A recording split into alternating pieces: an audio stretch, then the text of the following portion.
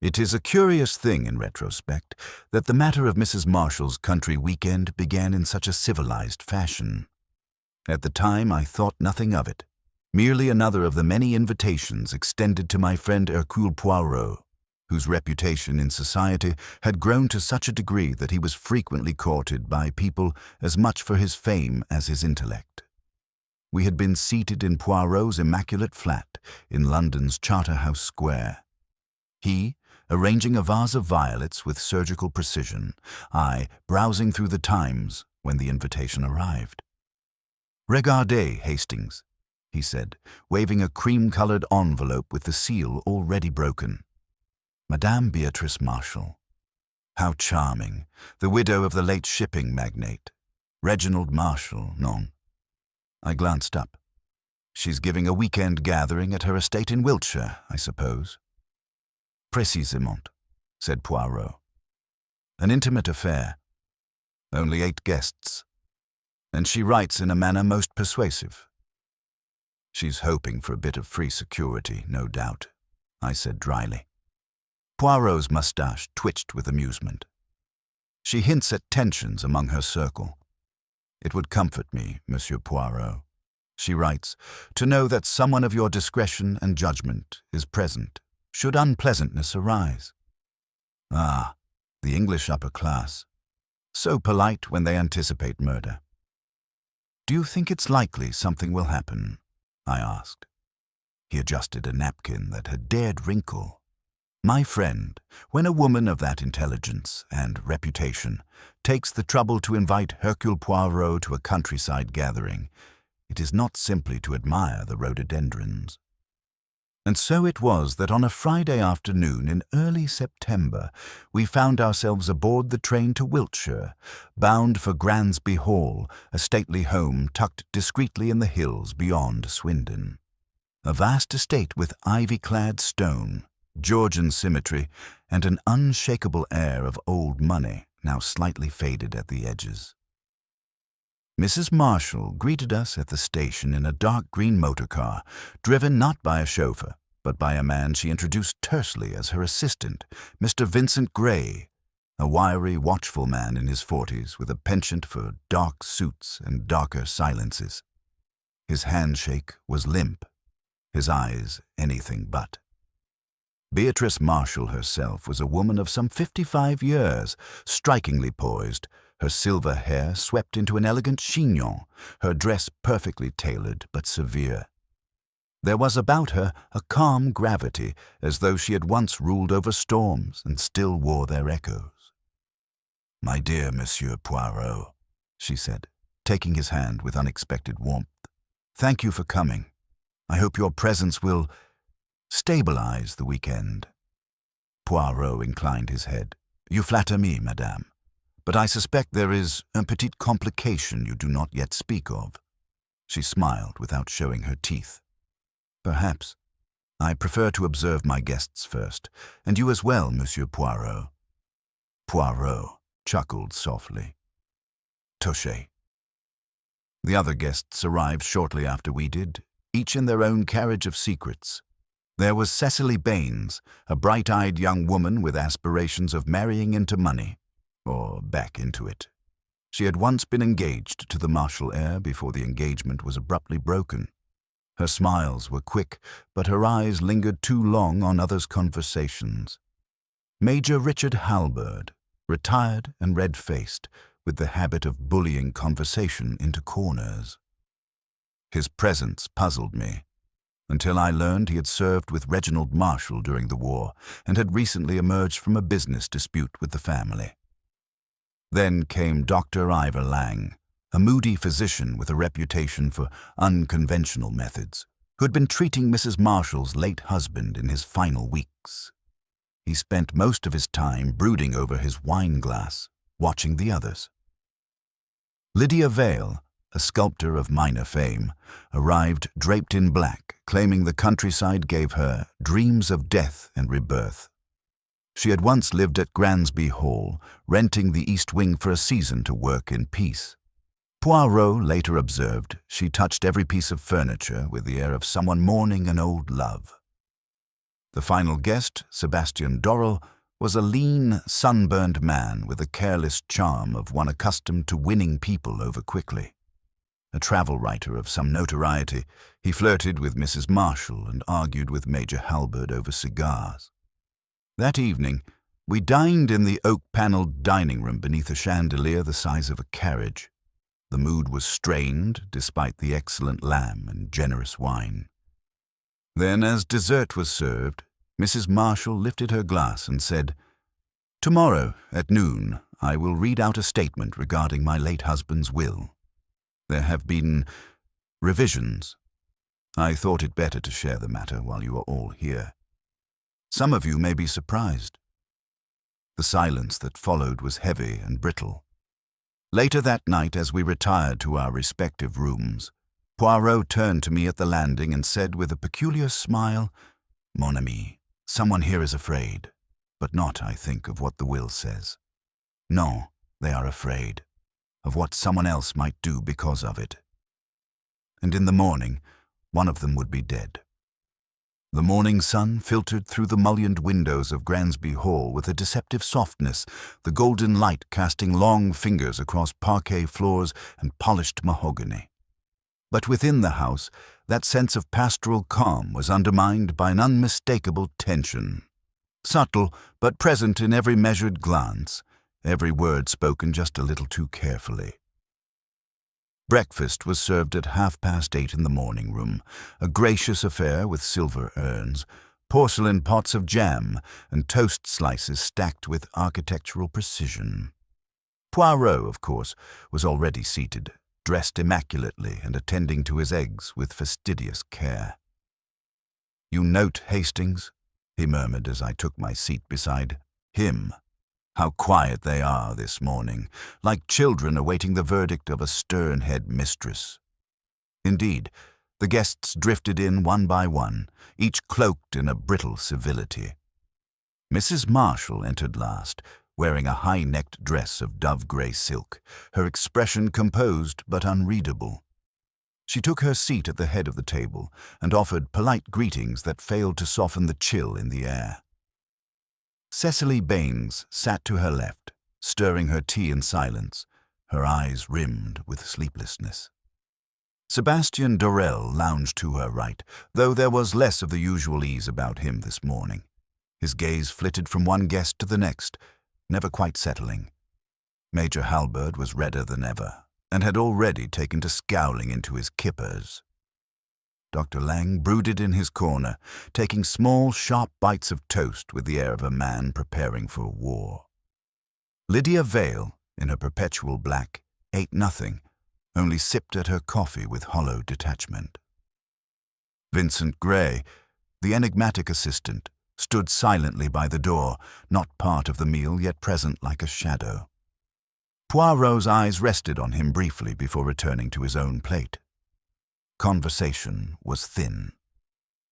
When the clock struck 11, Mrs. Marshall rose without announcement.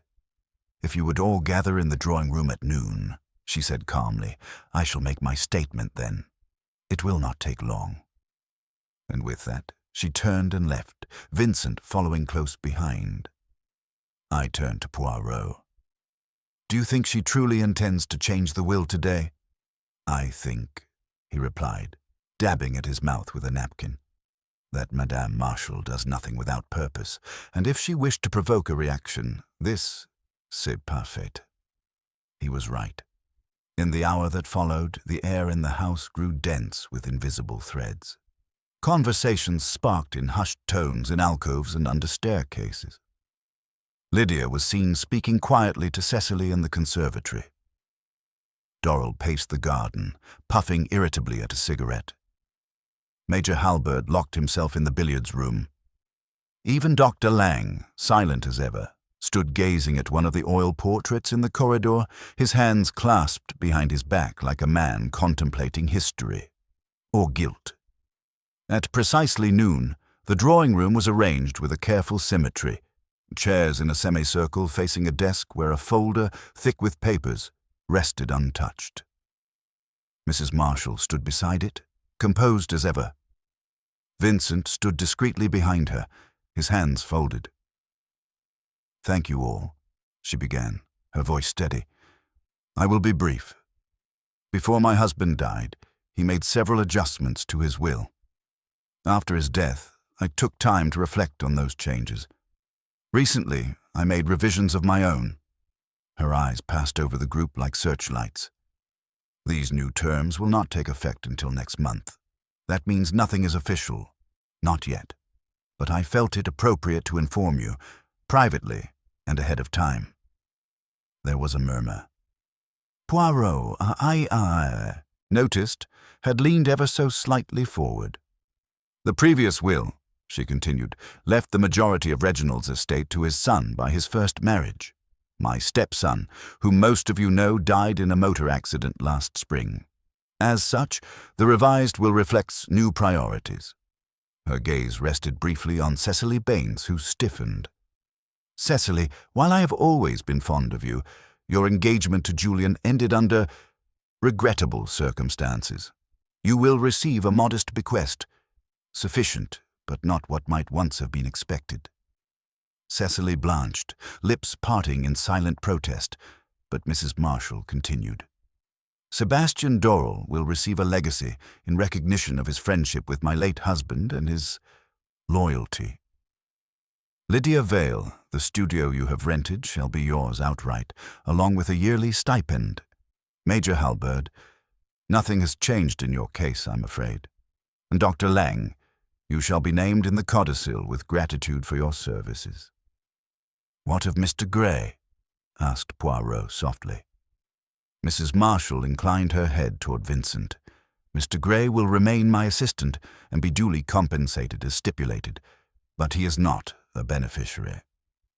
If there was any flicker of disappointment in the man, I could not see it. There was a taut silence after the announcement, every guest calculating gains and losses behind composed expressions. "Questions?" asked Mrs. Marshall. Major Halberd gave a grunt. "It's your fortune, Bee. But I think Reginald would have wanted—" "I know what Reginald wanted," she said coldly. "And I think you presume too much, Major." He glowered, but said no more. Cecily stood abruptly, muttered something about needing air, and fled the room. Lydia followed soon after, muttering about needing solitude to process. Poirot rose and bowed slightly. "Madame, thank you for your clarity. May I take a short walk before tea? The grounds. They look most inviting."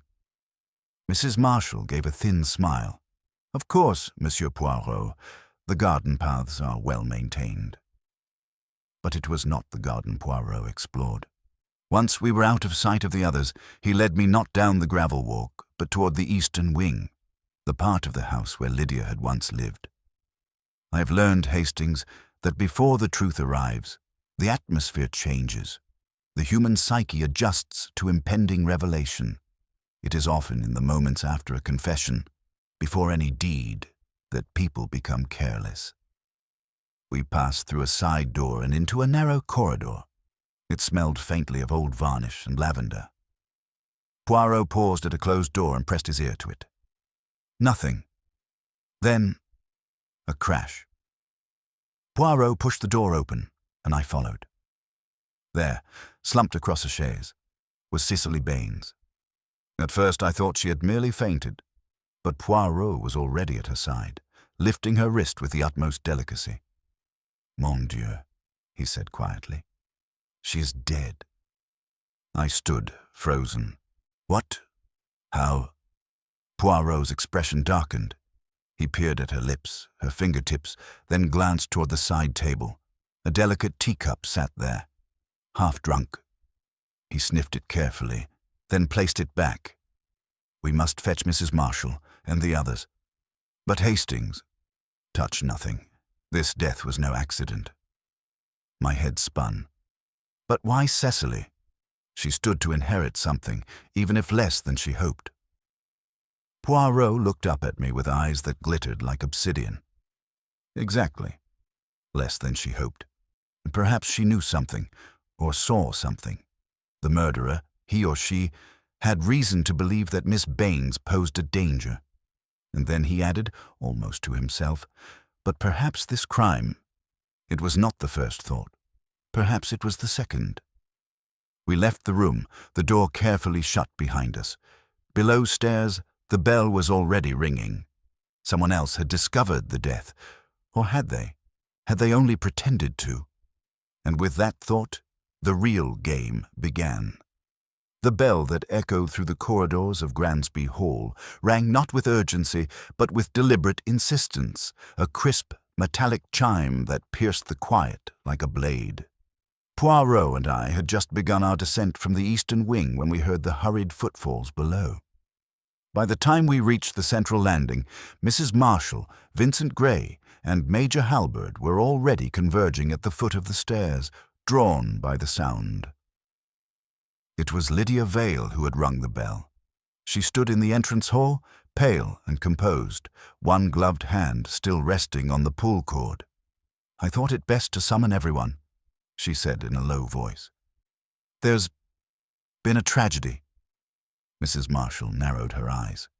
"What are you talking about?"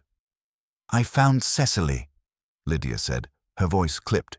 "In the east wing. She's dead." I glanced at Poirot, surprised.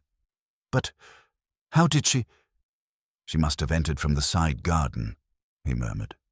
"There is an external door, locked but not bolted. She could have used it." We followed Mrs. Marshall as she swept down the corridor, her heels striking the floor like hammer blows. When we reached the room, Poirot opened the door with a solemn nod. Cecily's body remained precisely where we had left it, slumped and lifeless, her hand still curled loosely on her lap. Her face had not changed, and in death she appeared more peaceful than she ever had in life. There was a long silence. Mrs. Marshall's reaction, when it came, was subdued but sincere. She pressed a hand to her mouth and turned away, blinking rapidly. Major Halberd stepped past her with an audible grunt, kneeling beside the body with a soldier's practicality. "She's cold," he muttered. "Been dead an hour at least." Poirot tilted his head slightly. "You have medical training, Major?" The older man straightened. "Field experience, enough to know what death looks like." Poirot nodded absently, his gaze moving to the teacup. Again, he did not touch it this time, merely observed its position. Dr. Lang arrived a moment later, called by Vincent. He entered with silent strides, moved to Cecily's side and crouched to perform a brief, precise examination. When he looked up, his expression was blank. "Poison," he said without preamble. "Judging by the rapid pallor and the constriction of the pupils, I would say something fast-acting. Possibly cyanide, though I'd need proper equipment to be certain." "Suicide?" asked Lydia quietly. Poirot shook his head. "None. Miss Baines was not in a suicidal frame of mind. And this," he gestured at the teacup, "was left so conveniently in place. A suicide, especially one with regrets, might have left a note.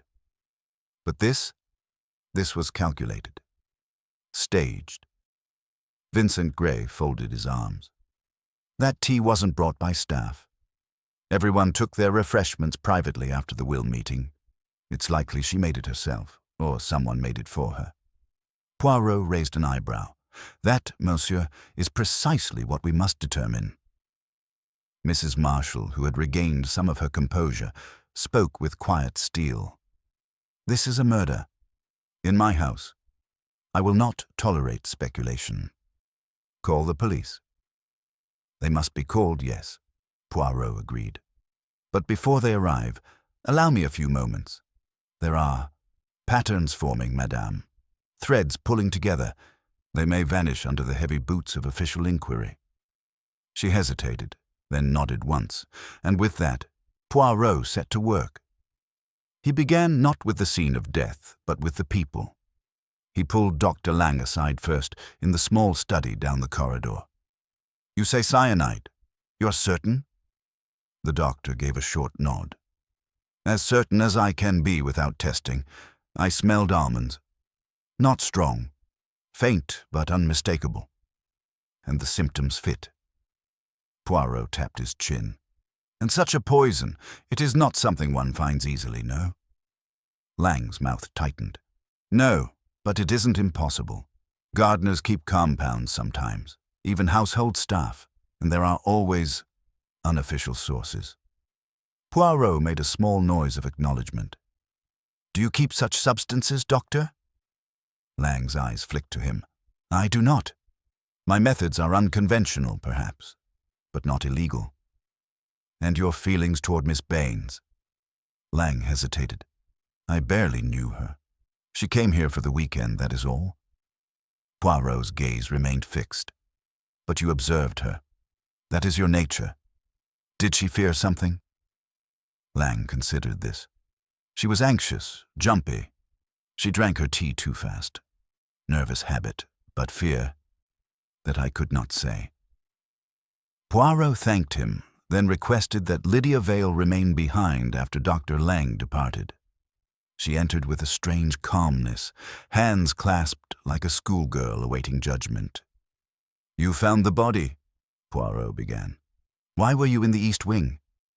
I go there sometimes, she said simply.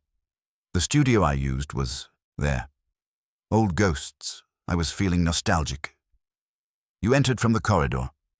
Yes. The door was ajar. Poirot's eyes narrowed slightly. Did you touch anything? No, she said, then hesitated. I may have moved the edge of the chaise when I checked her pulse. She was already gone. And what of your relationship with Miss Baines? Lydia looked away. We weren't close. She didn't care for me. She thought I was odd. Were you jealous of her? Poirot asked gently. Lydia's laugh was bitter. Of Cecily? She was pretty, yes, but desperate. She wanted to be Mrs. Marshall once, and when that dream died, so did her tolerance for the rest of us. Poirot nodded, thanked her, and let her go. I found myself once again astonished at how effortlessly he pried answers from even the most reserved souls. As the others were interviewed in turn, one thing became clear. Everyone had a version of Cecily, but none of them had the whole. To Sebastian, she was a flirt who'd played at affection. To Halberd, she was a schemer. To Mrs. Marshall, she had once been family and had failed the test. But to someone in that house, she had been a threat. When all had been questioned and retired to their rooms, Poirot and I stood again in the drawing room. You see, Hastings, he said, pacing slowly. The change in the will, c'est l'étincelle, the spark. It shifts the balance of power. The murderer feared what Cecily knew or what she might do. But what could she have known? I asked. Poirot's expression turned thoughtful. Something someone said. Something not meant to be heard. She was observant, despite her frivolity. He stepped over to the writing desk and lifted a small notebook from its drawer. Mrs. Marshall left this here earlier. It is blank, but the corner of one page is folded, a habit Cecily had. She did the same with the book in the morning room. He opened the notebook and pointed. There, faintly visible from pressure on the opposite page, was the impression of writing, one line only, barely legible. Poirot tilted it toward the light. He lied about the war. Major H? I felt my stomach twist. She had a suspicion, Poirot murmured. One that could ruin reputations. Perhaps she intended to confront him. Or worse, tell Beatrice. There was a knock at the door. Vincent entered, his face unreadable. The local police have arrived. I've shown them to the East Wing. Poirot smiled faintly. Then let us greet them. But I believe, Hastings, that our murderer has made a misstep. A small one, but enough. Enough for what? Poirot's eyes glinted. To begin la chasse, the hunt. Inspector Aim of the county police arrived with a practiced stride and the firm handshake of a man accustomed to respect. He was stout, well-barbered, and wore the faint look of a man expecting to find nonsense at a grand country estate. When Poirot introduced himself, Aim's expression altered minutely, though whether out of recognition or curiosity, I could not say. Right, said Aim, removing his gloves with swift, brusque movements. I understand there's been a poisoning. Poirot inclined his head. Indeed. Mademoiselle Cecily Baines, found deceased, seated in a chaise in the East Wing, with signs consistent with cyanide ingestion.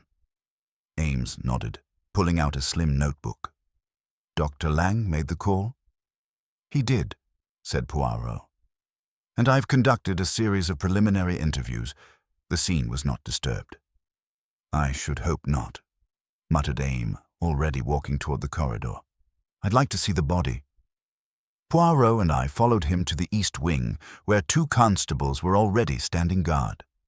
Inside, the air was faintly tinged with that curious, sharp almond scent, the ghost of the poison still lingering. Ames crouched beside Cecily's body, careful not to touch, his nostrils flaring. Right, teacup, no visible struggle, body in repose, eyes glassy. Cyanide does seem likely. He rose. We'll send the cup for testing, though that'll take time. Poirot remained composed, but I knew his thoughts were already steps ahead. Ames turned to him. You said you've spoken to the household? To each member who might possess both opportunity and motive, Poirot said. You will find this house to be a web, Inspector. Everyone here has something to hide. Ames gave a dry smile. They usually do. It was later that afternoon, as grey clouds began to gather over Gransby Hall, that Poirot asked to see Major Halberd once more. The old soldier met us in the conservatory, cigar in hand, eyes wary. Afternoon? Halberd said gruffly. I assume this is about Cecily. It is, monsieur, said Poirot. I must ask again, your history with Miss Baines. Was it entirely cordial? Halberd snorted. Hardly. She was a schemer, Poirot, always angling for something. First it was James Marshall, and when that failed, she flirted with anyone who'd raise her station. But you tolerated her presence? She wasn't mine to dismiss, Halberd replied. This was Beatrice's affair. And Beatrice, well, she's sentimental. Poirot's gaze sharpened. You mentioned field experience when you examined the body. Tell me, did you serve in India? I did, during the uprising in '39. Poirot nodded slowly. Curious. You see, in one of the journals Miss Baines brought with her, there is a passage marked, He lied about the war. Major H. The cigar paused mid-air. That little viper was reading my letters. Halberd's voice hardened. She may have overheard something, Poirot suggested. A detail inconsistent with your accounts. Miss Baines was perceptive. Halberd scowled. Look, I told a story at dinner one night. An old officer's tale. I may have embellished. Doesn't make me a liar. It might, however, make you vulnerable, Poirot said softly. To exposure, to disgrace. Halberd didn't respond, but I saw the tightness in his jaw. After Halberd departed, Poirot turned to me. You see, Hastings, we have before us a motive, but it is too convenient. Major Halberd might fear scandal, but murder, that is quite another matter. You think he didn't do it? I think, said Poirot, that he is being nudged toward suspicion. The line Cecily wrote may have been left intentionally. A red herring. But who would plant such a thing? Poirot smiled faintly. Ah, that is the question, mon ami. We returned to the drawing-room where Mrs. Marshall sat near the window, her posture rigid, a highball untouched at her side. When she saw us, she raised an eyebrow. More questions, Monsieur Poirot? Only one for now, madame. Your late husband, how well did he know Miss Baines? She considered. Well enough to recognize ambition. Cecily was clever. She lobbied for James, flattered him. He was amused, but not fooled. She believed she was to be named in the will? Of course, Mrs. Marshall said, her voice cool.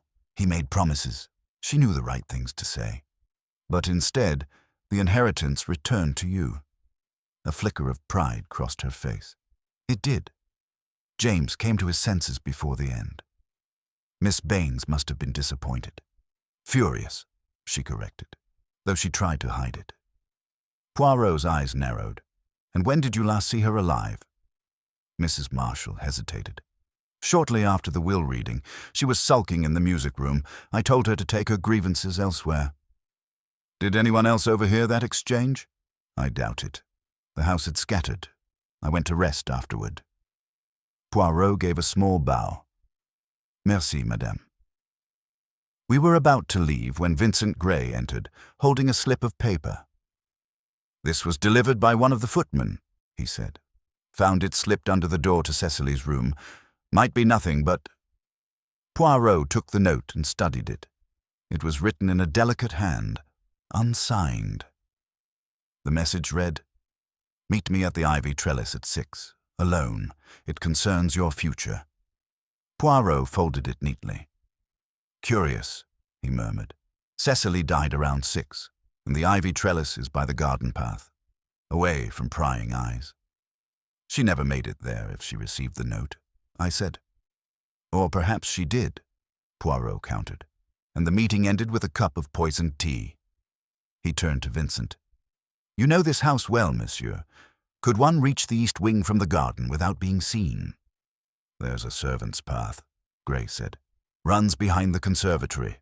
Most people have forgotten it." Poirot's eyes twinkled. "Most people, but not all." The next morning, under a sullen sky, Poirot rose early and summoned both Lydia Vale and Sebastian to join him on a walk through the grounds. I followed, bemused. The path he chose curved through the rose beds, past the small fountain, and finally into the ivy-clad trellis by the old sundial. Lydia was silent, face unreadable. Sebastian, in contrast, was edgy. "What is this about?" he asked. Poirot gestured around. "This is where a meeting was to occur." The note was vague but persuasive. Mademoiselle Baines believed it promised leverage. A future, perhaps reinstatement in the will. "She was always chasing something," said Sebastian bitterly.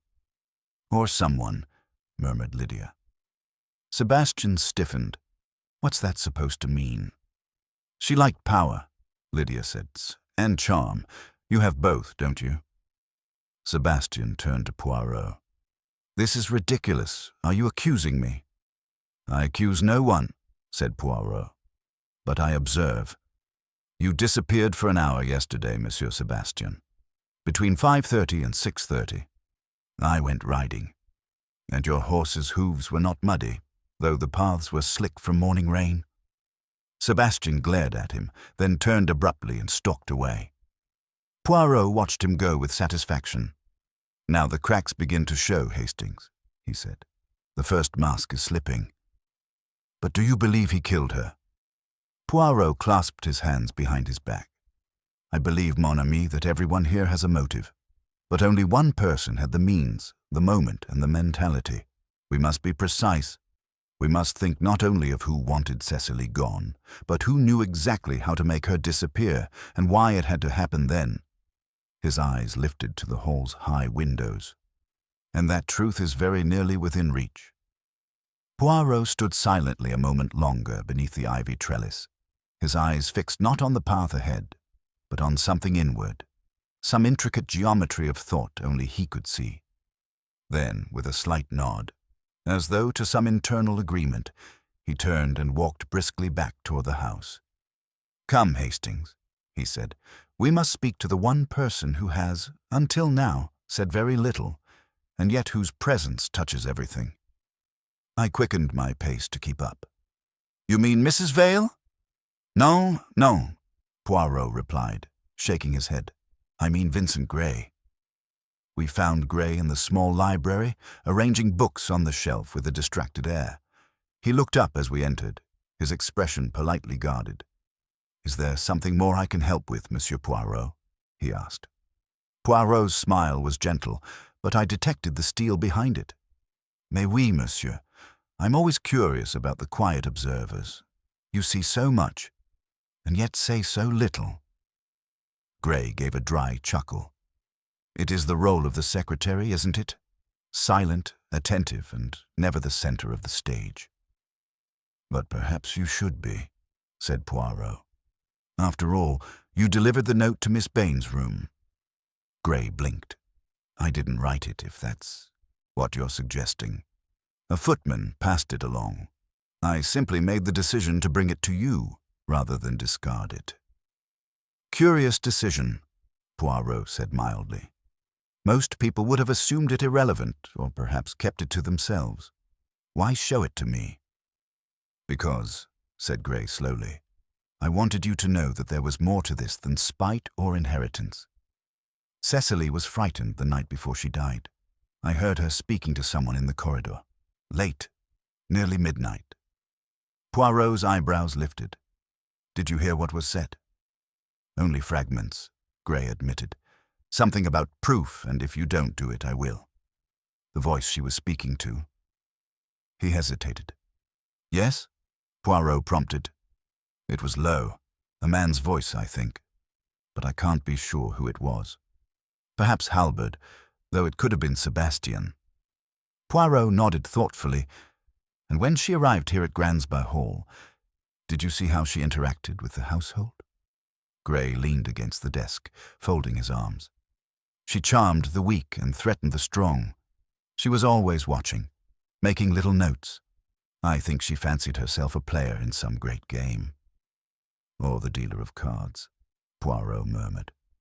Merci, monsieur. We took our leave and stepped into the hall where Beatrice Halberd stood by the grand staircase. Her eyes were red-rimmed but defiant. Poirot, she said, voice low. A word? He inclined his head. But of course. She led us into a side sitting room. The curtains were drawn, and the fire, though lit, did little to banish the gloom. I must speak plainly, she said. I know everyone thinks Cecily was some harmless orphan, but she was dangerous. She manipulated my husband, yes, but she knew things, private things. Such as? Asked Poirot gently. She once hinted that she'd seen me and Lydia arguing bitterly, that she knew something about Lydia's past before she came to us. Poirot tilted his head. Mademoiselle Vale's past is not common knowledge? Beatrice hesitated. She was once engaged. In Paris. The man died suddenly. Some scandal was whispered, but nothing ever proven. Lydia doesn't speak of it, and I never pressed. And Miss Baines? Poirot asked. She claimed she had letters. Proof Lydia had been involved somehow. She was threatening to expose her unless I gave her a place here permanently. I refused. Poirot's expression remained neutral, but I could sense his interest sharpening. You do not seem devastated by her death. I am not heartless, said Beatrice, but I am realistic. Cecily played with fire. After she left, I turned to Poirot. What do you think? Blackmail. Ah, mon ami, he said. Blackmail is often the true currency of such houses. But there is more here than mere threats. We returned to the drawing room to find Lydia Vale seated at the piano, her fingers drifting over the keys without pressure, ghosting over notes. She looked up as we entered, her expression unreadable. Poirot approached her quietly. Mademoiselle, may I trouble you with one more question? She gave a faint nod. You knew Cecily from before? In Paris? Did you not? Her hands stilled. I suspected you'd find out, she said. Yes. We crossed paths. I was newly engaged then to a man named Julien Mercier. He was wealthy, and Cecily was friendly. Poirot waited. She attached herself to us. At first I thought it harmless, but then things went missing.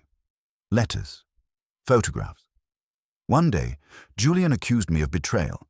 He said he'd received a note, unsigned, claiming I was seeing someone else. He broke it off. And shortly after, he died, Poirot said softly. Lydia nodded. A boating accident, officially. And you believed Cecily responsible? She had no remorse. When I confronted her, she laughed. She said life was a game and only fools played by the rules. Poirot's voice was calm. And now she's dead. A tidy conclusion. Lydia stood, her voice brittle. "Do you think I killed her?" Poirot raised his hands. "I think many had reason, but there is only one truth." She left without another word. That evening, Poirot asked for a quiet supper. As the others dined, he and I sat in the study by the fire, a plate of toast cooling between us. I sensed he was drawing near the heart of the matter. "There is a detail," he said, "a very small one. Yet it sings, Hastings. It sings." He sprang up and began to pace. "The note, oui, it lures Cecily to the garden. But how did the tea reach her hand? She was not in the garden when she died. She was in the east wing." "Perhaps she came in after," I offered. "But then why the teacup? Who gave it to her? Who brought it there?" "She did not fetch it herself. She hated the east wing. She called it draughty and morbid." He stopped pacing. "Hastings, consider. Cecily is lured to the garden, but she is found dead elsewhere, with tea in hand. Therefore, she either never reached the garden, or she did, and returned, alive." "Could the meeting have been a trick?" I asked. Poirot nodded. "Oui, and more. It was the trap." He turned toward the doorway. "Tomorrow, we gather everyone. The stage must be set. I will lay out each deception, and the truth will be undeniable." "But you know now who did it." Poirot's smile was cryptic. "I know who, and I know why. But the how? The how must be demonstrated.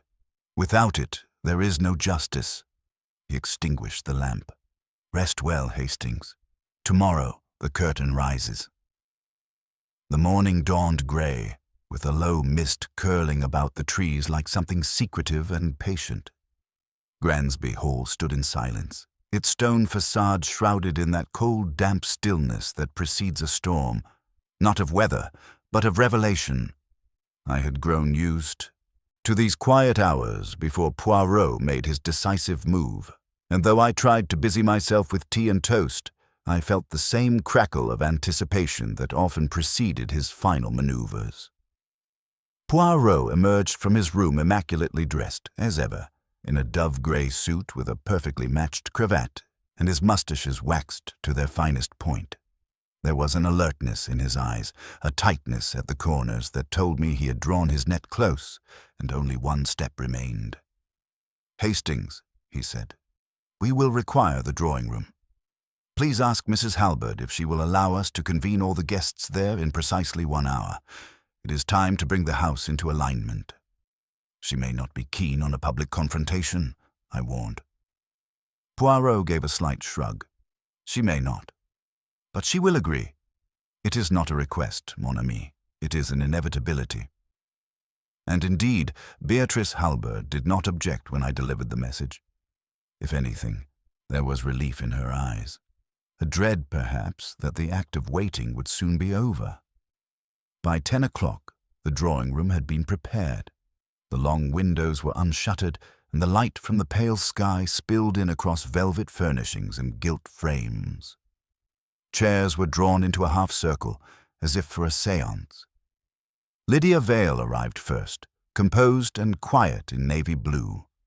Then came Vincent Gray, carrying a notebook and casting glances over the rims of his spectacles, like a man half hoping for chaos. Dr. Sebastian Halberd entered with a gruff nod, his stance defensive, arms folded like gates before a citadel. Finally, young Edmund, pale and visibly uneasy, slipped in and stood near the back, as though hoping he might vanish into the wallpaper. Poirot waited until all were assembled, then stepped forward with the grace of a conductor taking the stage. He did not sit. He did not raise his voice, yet every eye fixed upon him. "Mesdames et messieurs," he began, "we are gathered not merely to discuss a crime, but to understand it. Cecily Baines did not die by chance, or misfortune, or accident. She was murdered, deliberately, and with calculation. And though she played many games with others, in the end, someone played a far deadlier one with her." A ripple passed through the room. Lydia's fingers twitched in her lap. Dr. Halberd shifted in his chair. Poirot continued. You all had reason to dislike her, some more than others. She possessed secrets. Yes, she threatened blackmail. Oui, but blackmail alone does not make a murderer. No, one must also have the opportunity and the psychology. He paced slowly, letting the weight of his words settle. Let us begin with what we know. Cecily received a note the evening she died. It invited her to meet in the garden, and yet she was found not in the garden but in the east wing, dead with a cup of poisoned tea. Why? Pourquoi this inconsistency? He turned abruptly to Edmund. You saw her last, did you not, monsieur? The boy startled. I was going to my room. She was coming down the corridor. She smiled. I didn't see anyone else. Poirot nodded. Just before midnight, yes? The same time Mr. Gray overheard her speaking to someone in the corridor. Someone she was threatening. And yet, no one admits to meeting her. Poirot's eyes swept across the room. No one except the murderer. Lydia Vale spoke then, her voice low. You think she was lured to the garden as a distraction? Just so, Poirot said. But she never went there. The note was a ruse, one meant to confuse the time and place of death. Whoever wrote it intended to plant the idea that she died outdoors, but the poison was administered in the tea she drank, indoors, in the east wing. Then how was it delivered? Dr. Halberd demanded. No one brought her tea at that hour. The servants were long retired. Ah, said Poirot, but that is not quite true. Someone in this room had both access and motive. Someone who knew exactly what dosage to use and how to conceal it. The doctor's face darkened. You're suggesting Non. You may have had the knowledge, but not the emotional urgency. He stepped closer to the hearth, resting a hand lightly on the mantelpiece. No, the murderer is someone whose relationship with Cecily was older, more personal, someone whose entire future was threatened by what she knew. Poirot turned, his gaze locking onto Lydia Vale. You, mademoiselle? Lydia froze, her lips parting, but no sound came. You knew her in Paris, Poirot said softly.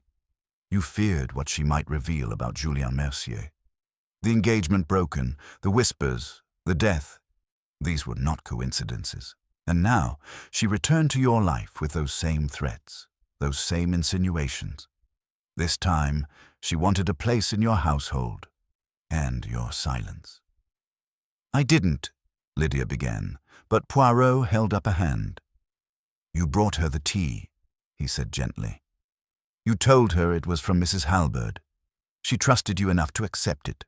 Perhaps you even pretended to share it with her, though you did not drink. She said she'd ruin me, Lydia whispered. She said she still had the letters. I begged her to give them back. She laughed.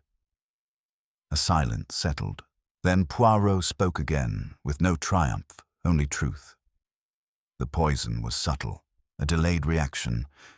You hoped she would return to her room, fall asleep, but she collapsed there in the corridor. And the teacup, you left it beside her. A mistake. Lydia's voice was barely audible. I didn't mean to kill her.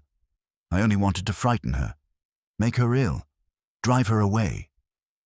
Poirot's gaze did not soften. But you measured the dose too well, mademoiselle, and that is the tragedy. Lydia said nothing. Her shoulders sagged as though the air had gone from her lungs. Vincent Gray stood abruptly, as if to speak, but Poirot raised a hand.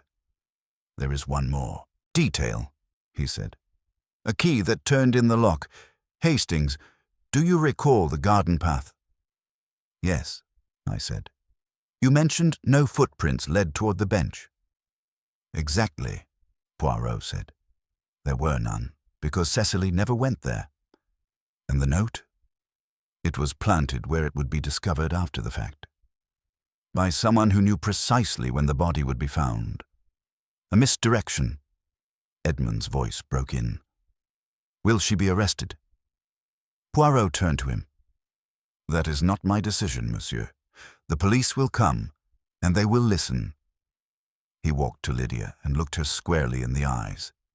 "You are not a monster, but you did take a life. You must face what you have done." Lydia, white-faced, nodded slowly. Poirot turned to me, and I knew the affair was concluded. "Come, Hastings," he said. "Let us go. There is nothing more to learn." As we stepped out into the garden once more, the mist had begun to lift. The sky, at last, showed hints of pale blue. "A tragedy," I said quietly. "Oui," Poirot replied. "But also a lesson. The smallest cruelty, left unchecked, may become the greatest crime. And sometimes, mon ami, the greatest danger lies not in hate, but in fear." Poirot and I had barely returned to our rooms when Inspector Cargill arrived at Gransby Hall. His presence, though not unwelcome, brought with it the chill of officialdom, the stiff-backed posture, the clipped tone, the manner of a man more interested in resolution than revelation. He greeted Poirot with a touch more respect than I had expected, no doubt aware of his formidable reputation. "I understand you've reached a conclusion," the inspector said, notebook already in hand, pencil poised. Poirot inclined his head. "A conclusion, yes. But more than that. A comprehension, monsieur. For what is a crime if not a reflection of the human soul?" Cargill cleared his throat with evident discomfort. "Well, that may be, Mr. Poirot, but the law deals in facts." "Ah," Poirot murmured. "And facts, they are like the pieces of a puzzle. Alone they are shapeless. Together they reveal a pattern." We recounted everything, the note, the tea, Lydia Vale's confession, and the inconsistencies Poirot had so precisely untangled. The inspector listened in silence, his brow furrowed, but he asked no frivolous questions. When we finished, he rose and closed his notebook. "She'll be taken into custody. I'll send for a constable," he said simply, and then added, "It's a sad business. Quiet types like her. Sometimes they snap. Never quite see it coming." Poirot didn't answer immediately. He stood by the window, gazing out across the gravel drive, where fog still curled low to the earth like the remnants of something left unsaid. "Inspector," he said at last, "there is a curious thing I cannot let rest. Tell me, do you believe her?" Cargill blinked. Believe her? That she acted alone. The inspector's expression didn't change, but he hesitated. "She confessed. That's more than most do." "Oui," Poirot said, "but she is a woman who seeks control. In all things, her confession, it was too neat, too premeditated." I stepped forward. "But surely she had motive and opportunity. The rest is just elaboration." Poirot turned. "No, Hastings, it is not just elaboration. It is misdirection. Someone else wrote that note. The handwriting does not match hers. That cup of tea, it was placed beside Cecily's body after death, not before. I believed it was a mistake. But now, I believe it was deliberate." Cargill frowned. "You're saying there's another party involved?" "I am saying," Poirot replied, "that Lydia Vale is protecting someone." He walked to the fireplace and picked up a photograph from the mantel, a black and white image of a younger Beatrice Halberd and her late husband, seated between two teenage children, Edmund and Cecily. Poirot studied the picture, then replaced it carefully. "I must speak with Mrs. Halberd again. Alone." The inspector agreed, though not without misgivings. Poirot and I made our way to the sunroom, where Beatrice had retreated. She looked pale, the fine lines about her mouth drawn tighter than before. "I suppose you've come to tell me it's all over," she said, with a faint smile that didn't reach her eyes. "No, madame," Poirot said gently. "I have come to ask what you are not telling me." Beatrice stiffened. "I've told you everything I know." "Everything you know," Poirot echoed, "but perhaps not everything you suspect." He pulled a chair closer, his voice softening. Cecily's death has disturbed this house profoundly, not only because of her nature, but because of what her presence threatened to reveal. Secrets, madam, family secrets, those are the most dangerous. Beatrice's eyes flicked toward the window. You believe Lydia didn't act alone. I believe she thinks she's doing what is right. I believe she's protecting someone. A silence fell. Then, at length, she whispered, You think she's protecting Edmund? Poirot did not nod, nor deny. He merely waited. She might be, Beatrice said finally. He was very close to Cecily once. Before she changed. He wouldn't say it, but I could tell something had shifted between them. She had a hold on him. I feared it. I still do. Poirot leaned in slightly. You feared she knew something? She always knew something, Beatrice murmured. But with Edmund, it was different. Guilt. That's what I saw in him. Not grief. Guilt. Poirot rose. Thank you, madame. That is all I need for now. As we stepped out into the hall, I turned to him. Do you think he did it? The boy. Poirot's gaze was distant. There is something off, mon ami. The timing, the tea, the note.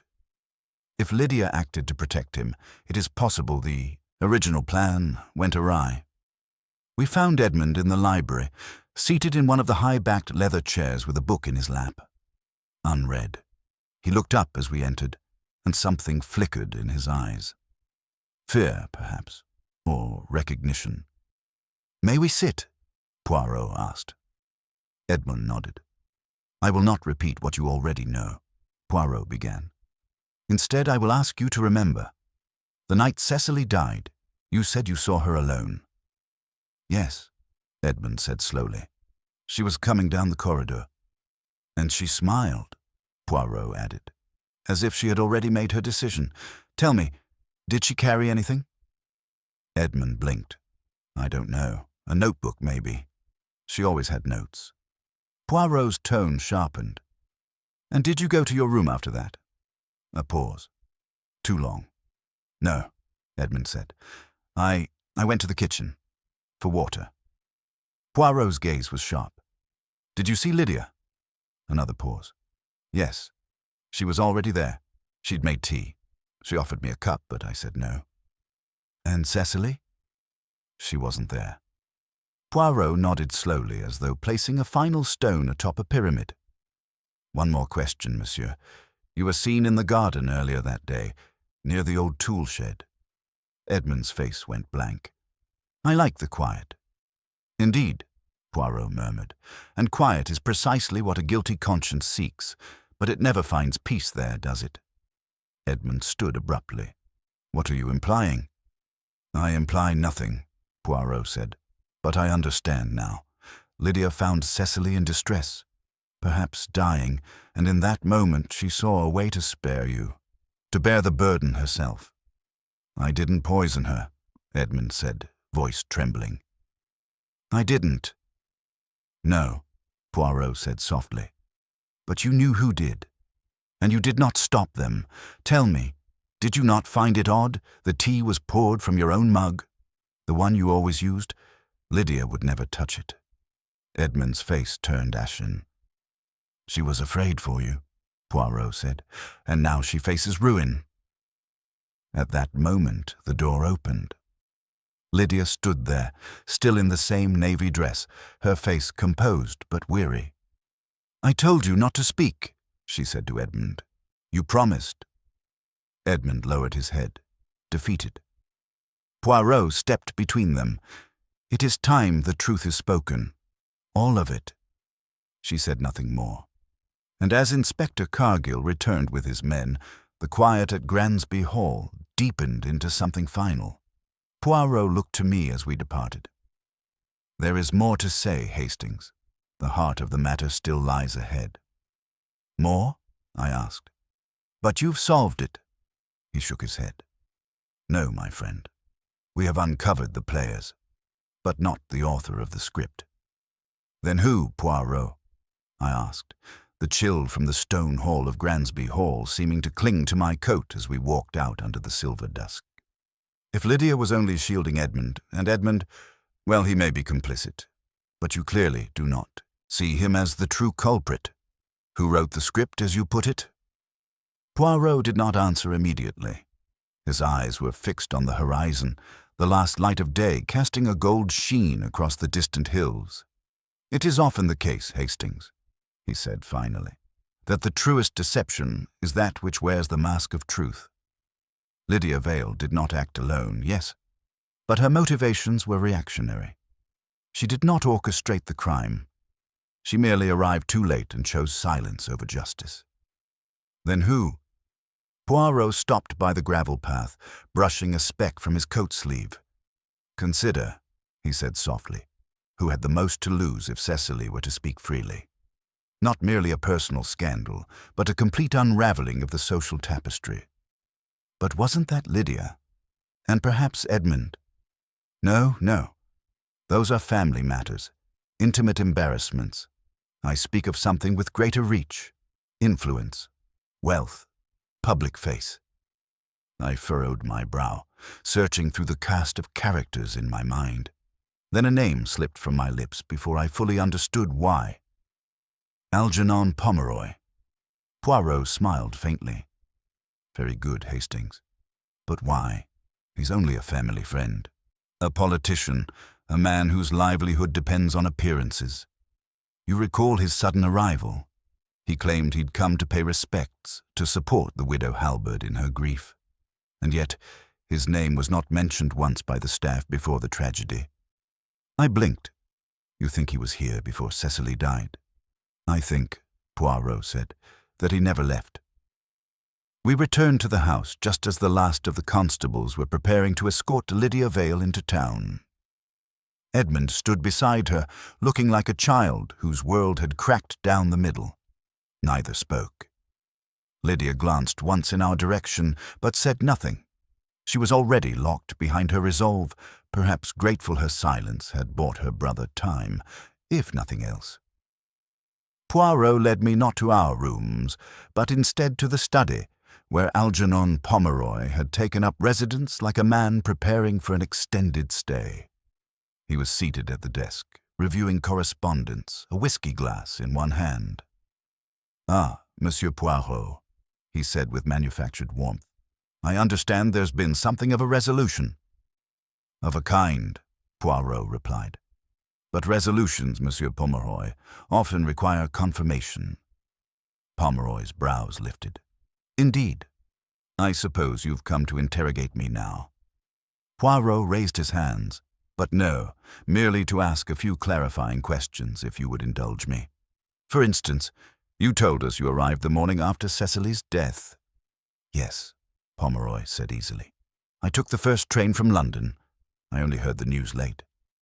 "And yet," Poirot said, "a chambermaid swears she saw a man matching your description in the upstairs corridor the night of the tragedy. Around midnight." Pomeroy's smile faltered. "She was mistaken," he said. "Surely, at that hour, in this lighting." "Ah," said Poirot, "but the man she saw had a limp, a slight one, as if favoring the left leg. You limp, do you not, monsieur?" The silence in the room became oppressive. Even the ticking of the mantel clock grew louder. "That proves nothing," Pomeroy said stiffly. "None," Poirot agreed, "but it suggests something." He stepped forward, eyes narrowing slightly. "Cecily knew something, did she not? Something you could not afford to let come to light. Perhaps it was a matter of funds improperly routed through your charity initiative, or perhaps it was something more damaging, fraud, bribery, influence over judiciary matters. Whatever it was, she threatened exposure. And so, you came here. Not in mourning, but in desperation." Pomeroy stood slowly, his features rigid. "You've no proof of any of this?" Poirot tilted his head. "I have only to examine the letter Cecily wrote the night before her death. The one she slipped into the book left in the library." "You found it?" he asked too quickly. Poirot's gaze sharpened like a blade. "So you knew she wrote one?" curious. Pomeroy's hands twitched at his sides, then balled into fists. You're bluffing. I rarely bluff, monsieur, Poirot said. But in this case, yes. The letter is missing, removed from the book, quite possibly burned, but the imprint remains, on the facing page. You see? She pressed her pen quite hard when angry. We shall retrieve it shortly. There was a tremor in Pomeroy's jaw now. Poirot pressed on. You came to Gransby Hall under the cover of night. You confronted her in the study. You demanded the letter. She refused. Perhaps she even laughed at you. She never imagined you capable of violence. Pomeroy moved toward the door, but Poirot held up one hand. I would not advise it. Inspector Cargill waits just beyond the corridor. I asked him to remain nearby. Pomeroy's shoulders slumped. He let out a long, wheezing breath. I didn't intend to kill her, he said finally, voice barely audible. I just wanted the letter. I only meant to drug her, to frighten her into silence. But the dosage, it was too much. When I realized she was dead, I panicked. Lydia arrived and assumed the worst. I let her believe it. Of course, Poirot said gently, because a family scandal is preferable to a public disgrace. A long pause followed, broken only by the dull thump of the whiskey glass being set down. Poirot turned to me. Hastings, would you fetch the inspector? And so it ended, not with a shout, but with a quiet surrender. Later that evening, as the house settled into a more somber silence than before, I found Poirot in the drawing-room, standing beside the grand piano. He ran a hand lightly along the polished surface. A cruel trick, he said, to use others as your shield. Lydia will not serve time, I think. Her intent was not criminal, only misguided, but her burden will remain. And Edmund, free in body. But what child recovers from the notion that love must be purchased with silence? We sat by the fire as the embers hissed low. You saw through it so clearly, I murmured. Poirot smiled gently. Non, mon ami. I saw only what was already there. The human soul, when in conflict, always betrays itself. It cannot help but do so. He reached into his pocket and drew out a scrap of paper. What's that?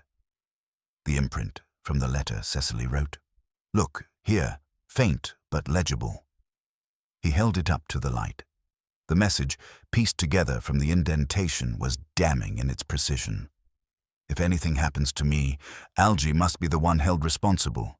He threatened me tonight. Poirot folded the paper and returned it to his pocket. A confession after death, he said softly. How many take that step? So few. And then, as the clock struck the hour, he stood and straightened his tie. Come, Hastings. The ghosts of this house have spoken. It is time we left them in peace. The following morning dawned grey and cold, the countryside shrouded in a lingering mist that clung to the hedgerows and seeped into the bones. Gransby Hall, which had felt so opulent upon arrival, now seemed weighed down by its secrets, a house exhaling sorrow in every creak of timber and hush of fabric. A somber quiet prevailed. The staff moved about with hushed urgency, and even Inspector Cargill's voice, usually brisk and clipped, was lowered in deference to the dead and the shamed. Poirot, immaculately dressed as ever, descended the grand staircase with a composed gravity. He paused on the final step, eyes surveying the hall as though seeing it anew. I stood near the hearth, watching him. Much has been unearthed, I said, and yet it feels incomplete somehow. Ah, Hastings, he replied, stepping down and adjusting a cufflink. You feel it too, that sense of unease, as though the house itself has withheld something. He crossed to the dining room and opened the door. We had not yet taken breakfast, but Poirot showed no interest in food. Instead, he stood near the sideboard, staring at a silver serving tray. Cargill was satisfied with Pomeroy's confession, I said, following him in. There's little doubt he was responsible. The letter Cecily wrote confirms it. And yet, I asked myself, what if the letter was only half the truth? I stared at him, unsure what he meant. He turned and faced me, hands clasped behind his back. Let us re-examine what we know. Pomeroy administered a drug, intended to frighten Cecily, perhaps to render her malleable. But the dose was lethal, or so he claimed. A convenient death. But Cecily, mon amie, was no frail fool. If she suspected danger, she would not have taken a drink handed to her by an enemy. Then perhaps it was Lydia who— No, Lydia arrived after. She found Cecily already unwell. Her panic was genuine. I have questioned her enough to know the difference between guilt and guilt by omission. Poirot began pacing the room slowly, eyes flicking from object to object. There is something else, something not accounted for. The key. The key. Yes. When we entered the study that morning, it was locked from the inside. But no one has explained how the key ended up in the fire.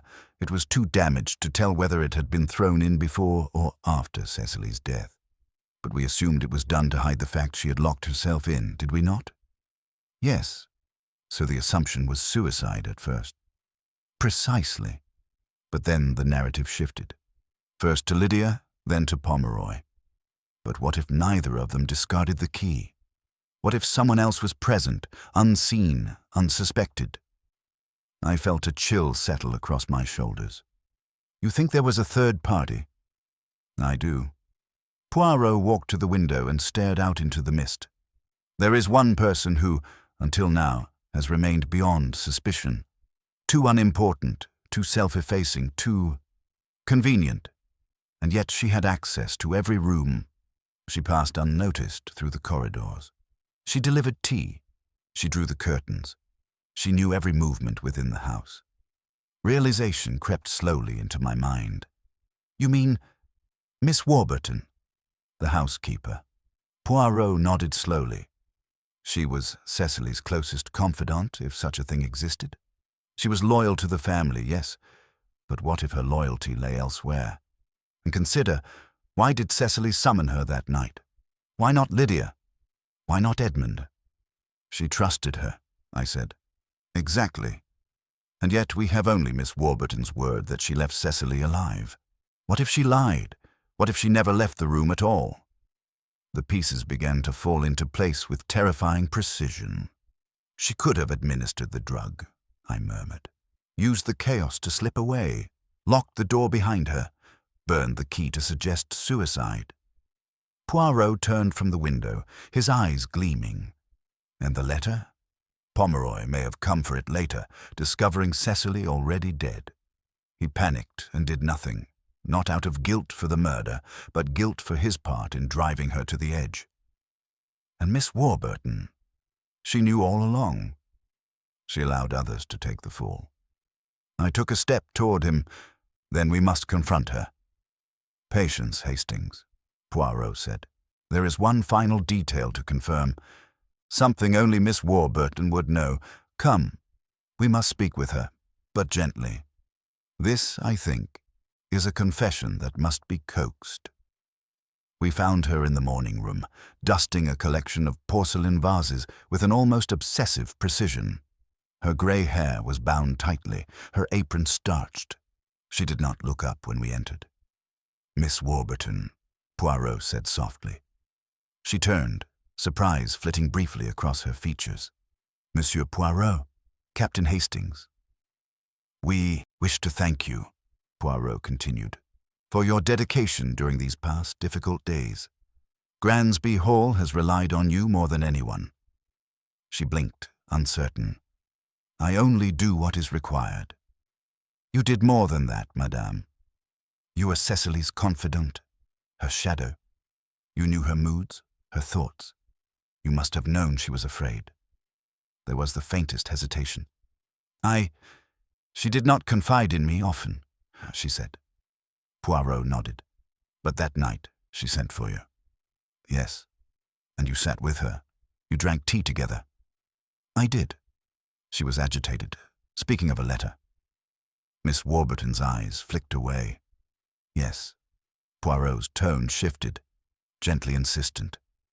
"Did she ask you to burn it?" She looked back at him, startled. "What?" Poirot stepped forward. "It would explain much. You saw what the letter contained. You knew it would ruin Pomeroy. Perhaps you felt it was kinder for everyone if the truth never came out." "No," she said, her voice cracking. Poirot's voice softened. "Miss Warburton, Cecily trusted you. She summoned you because she feared for her safety, but you had your own reasons. Perhaps Pomeroy had helped you once. Perhaps you loved him." She flinched. "No," Poirot murmured. "It was not love. It was duty. You believed you were protecting the legacy of this house, that Cecily's ruin would be the ruin of them all." Tears welled in her eyes. "She was going to destroy everything," she whispered. "Algy, Lydia, Edmund. The name, the house. She didn't care. She was angry, vindictive. I begged her to reconsider. She laughed at me. She said the world deserved to know." Poirot's voice was like velvet now. "And so, you added something to her tea." She nodded, the tears spilling down now. Only a little. Just enough to make her sleep. I thought if she woke up and the letter was gone, she'd think twice. But she was frail, her heart. You locked the door, burned the key, made it seem like she had taken her own life. "I didn't mean for her to die," Miss Warburton said, her voice breaking. "I only wanted to stop her from destroying them all."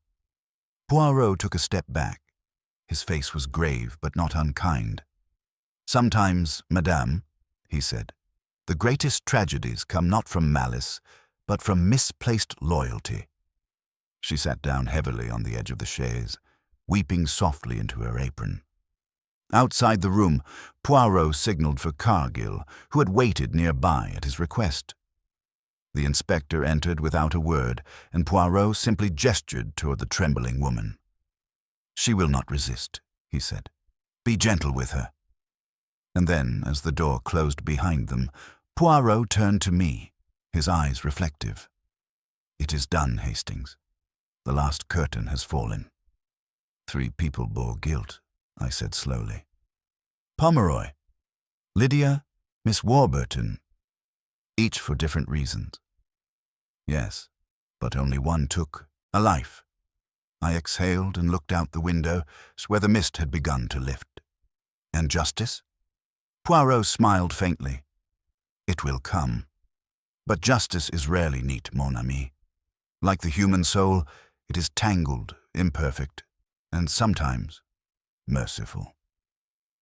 Poirot and I left the morning room in silence, the muffled sobs of Miss Warburton fading behind us as we stepped into the corridor. The atmosphere within Gransby Hall had shifted once more, like a great weight had settled after an extended suspension in mid-air, yet it was not peace that descended, but a quiet reckoning. We passed Lydia in the hallway, her face pale and drawn, but her step purposeful. She glanced at us, and then at the door we had just emerged from. Understanding flickered in her expression. "Is it finished, then?" she asked, her voice barely above a whisper. Poirot bowed slightly, his hands delicately folded before him. "It is nearly so, madame. But the final threads, they must still be tied.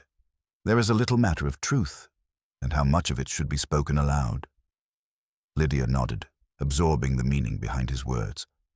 "I suppose you'll want to speak to Edmund." "Indeed," Poirot said. "May I?" "He's in the library," she said. "He hasn't slept. None of us have." She turned and walked on, leaving us in a silence laced with the soft ticking of an antique clock somewhere down the hall. The library smelled of aged leather and the faintest trace of tobacco. Edmund stood by the fireplace, one hand braced on the mantel, staring into the hearth though no fire burned. He turned as we entered, his face lined and older than it had seemed only days before. "I suppose it was Miss Warburton," he said without preamble. "Oui," Poirot replied, "though I suspect you suspected." "I had my doubts," Edmund admitted, walking slowly toward a decanter of brandy. He poured a small measure. paused, then offered the bottle to us. Poirot declined. I accepted, if only out of courtesy. I never saw her as a threat, Edmund continued. She was part of the house. Furniture, wallpaper, not a person you question. That is often the way with those who blend in, Poirot said gently. They are invisible until it is too late. Edmund swallowed his brandy and sat in a leather wingback chair. I didn't want Cecily dead, Poirot.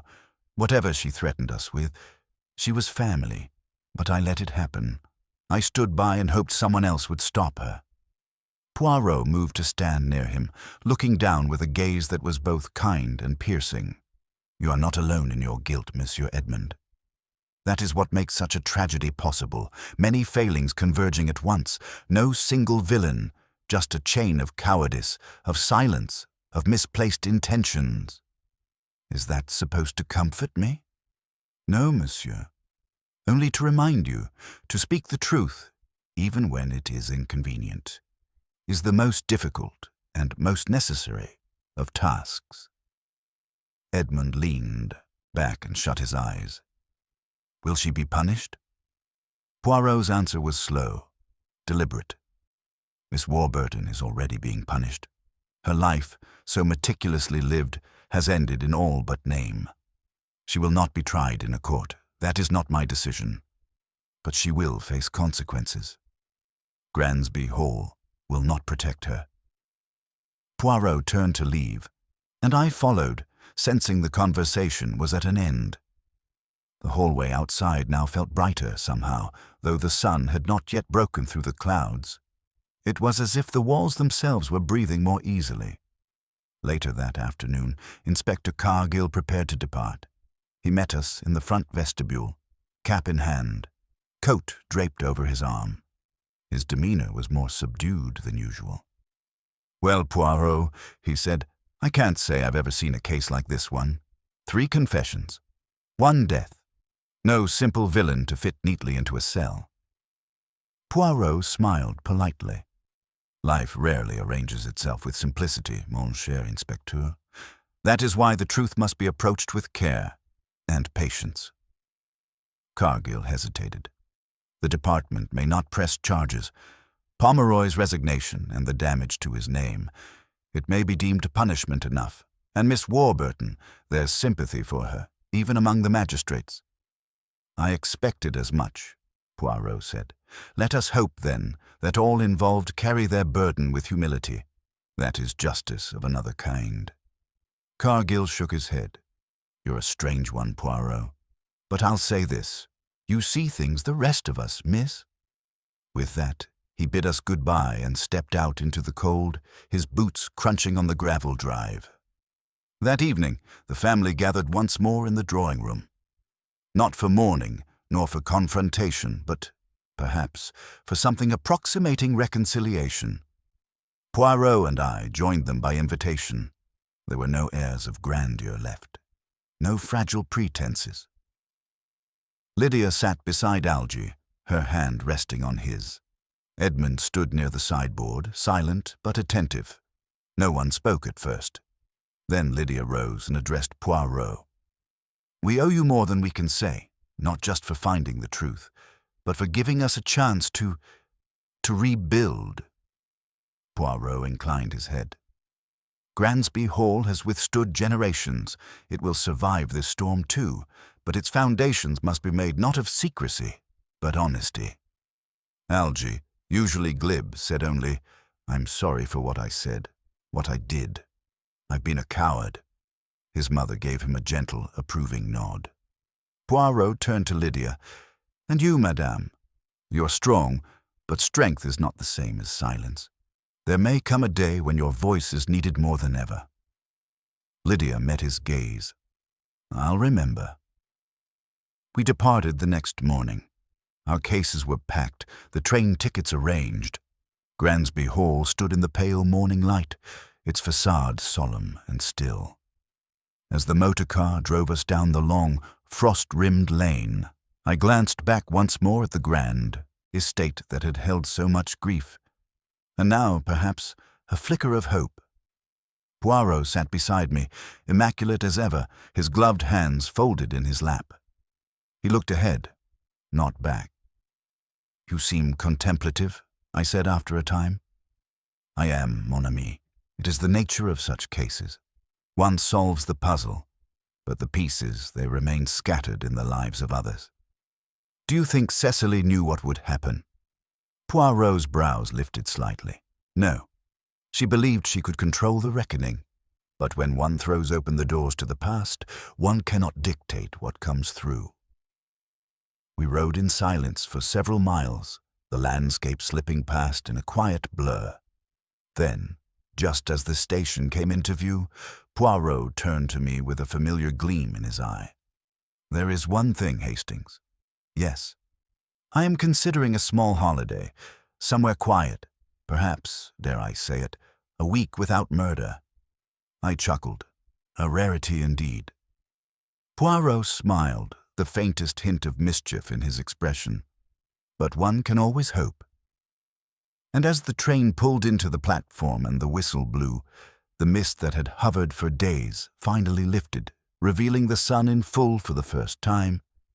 A fitting end, perhaps, to a mystery shrouded in shadows, and to a soul now laid to rest.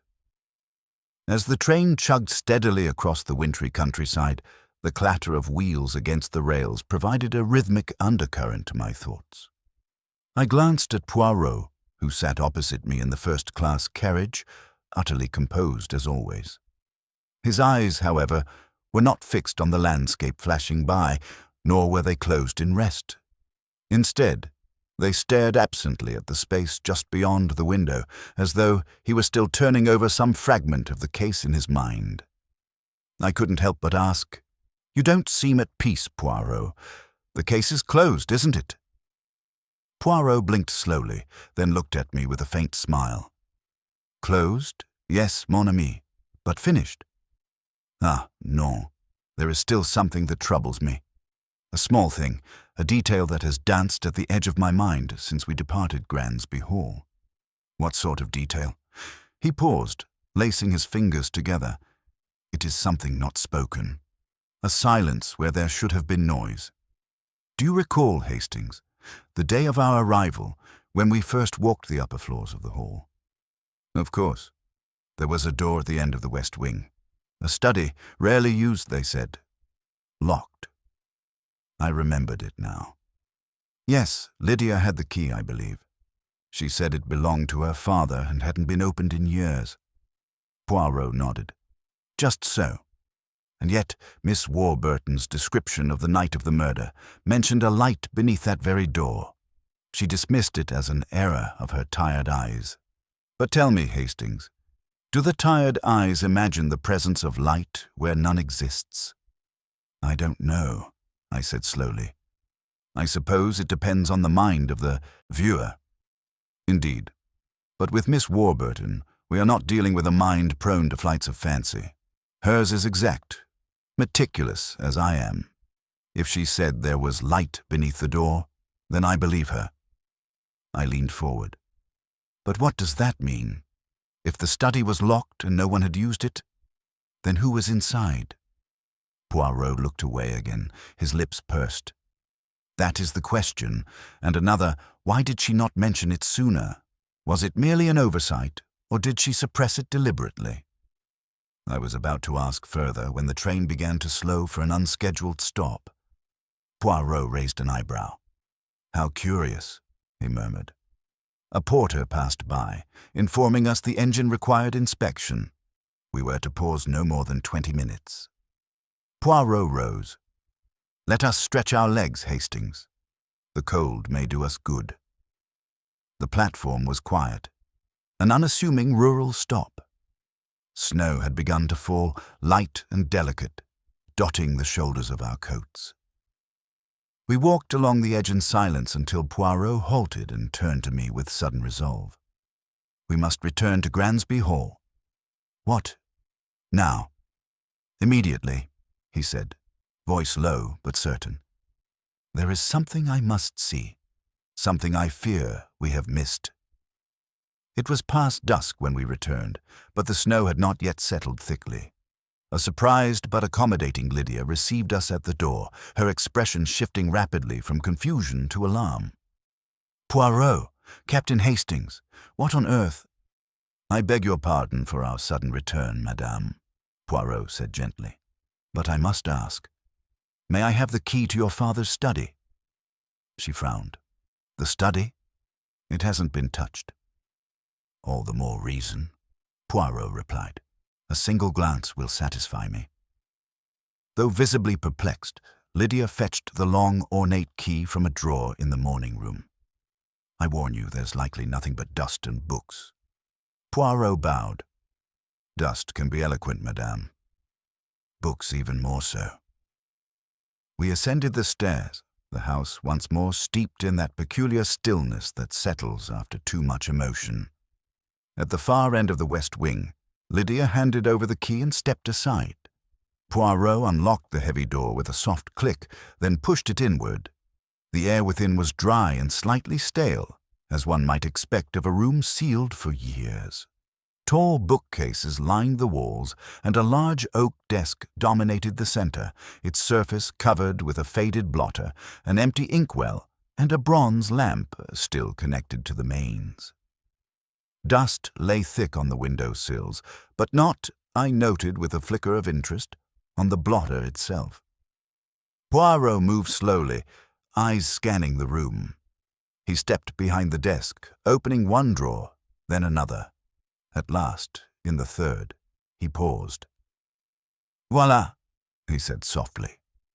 I stepped closer to see what he had discovered. In his gloved hands, Poirot held a small bundle of letters, tied neatly with string. The paper was brittle, the ink faded. He pulled, free the first envelope, and unfolded the contents. "What is it?" I asked. He read silently, his expression unreadable. Then he handed me the letter. It was dated 1922. The writing was delicate but firm. Cecily's hand, unmistakably. "Dearest Edward," it began, "I write to you with a heavy heart. I have told Charles the truth. About us. About the child. He is furious, of course, and has forbidden me from seeing you again. But I cannot bear the weight of this silence any longer. I think he knows he is not the father." I looked up, stunned. Poirot met my eyes and nodded. "There was another affair," he said, "years before Edmund's birth. Cecily and Edward, the estate manager. He disappeared soon after Edmund was born, dismissed quietly. No scandal.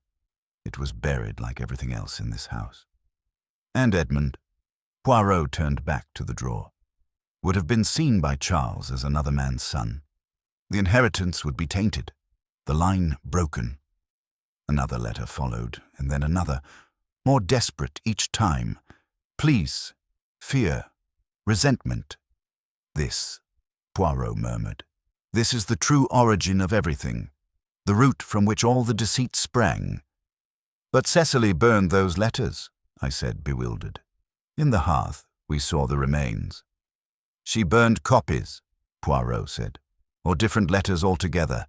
These she hid, perhaps intending one day to reveal them. To what end, I do not know. Redemption? Revenge?" Poirot stood very still.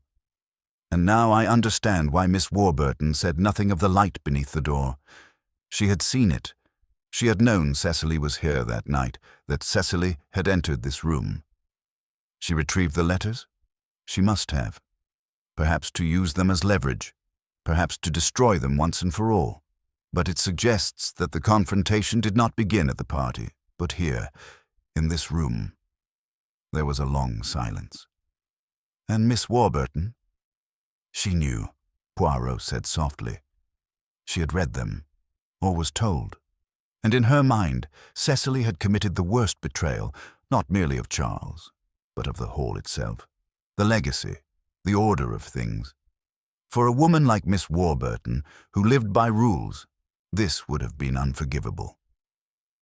He turned and placed the bundle gently back into the drawer, then closed it with a quiet finality.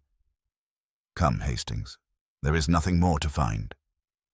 As we left the study and stepped back into the corridor, the weight of the past settled behind the door, sealed once more.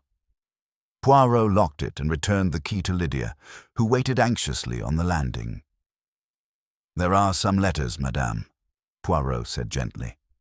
"They concern your mother. I leave it to your judgment what to do with them.